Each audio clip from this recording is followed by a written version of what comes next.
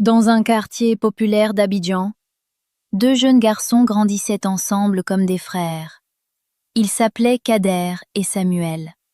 Kader venait d'une famille modeste de vendeurs au marché. Samuel, lui, vivait avec sa mère, une fervente chrétienne qui l'élevait dans la foi. Depuis leur enfance, ils avaient une seule passion, le football. Chaque jour, après l'école, ils se retrouvaient sur un terrain sablonneux du quartier pour taper dans le ballon jusqu'à la tombée de la nuit. Ils rêvaient du même destin, devenir de grands joueurs, porter un jour le maillot des éléphants de Côte d'Ivoire et faire vibrer tout un pays. Leur quartier avait une petite équipe, encadrée par coach Bailly, un ancien footballeur professionnel.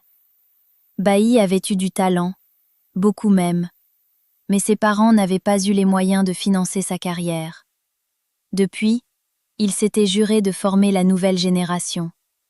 Il croyait fort en ses deux protégés. Samuel, ta discipline est ton arme. Kader, ton explosivité peut te mener loin. Mais souvenez-vous, seul le travail paie. Les années passèrent. Kader et Samuel devinrent les stars de l'équipe. Un jour, coach Bailly réunit les joueurs. Écoutez-moi bien.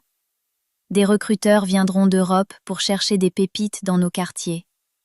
Préparez-vous, car c'est une chance unique. Le cœur des garçons s'enflamma. Leurs rêves se rapprochaient enfin.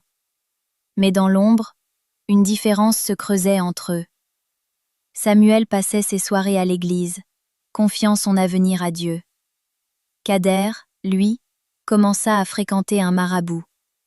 Il croyait que les prières et les potions mystiques pouvaient l'aider à surpasser Samuel. La veille des sélections, Kader alla voir son marabout. Celui-ci lui remit une potion. « Bois, et prononce ces paroles contre ton ami. Il dormira, il échouera, et toi tu brilleras. » Kader hésita, mais sa soif de réussite l'emporta. Pendant ce temps, Samuel priait dans sa chambre. « Seigneur, ma vie est entre tes mains. Si c'est ma destinée, ouvre la porte. Si ce n'est pas le moment, prépare-moi à attendre. » Le lendemain, les recruteurs étaient là.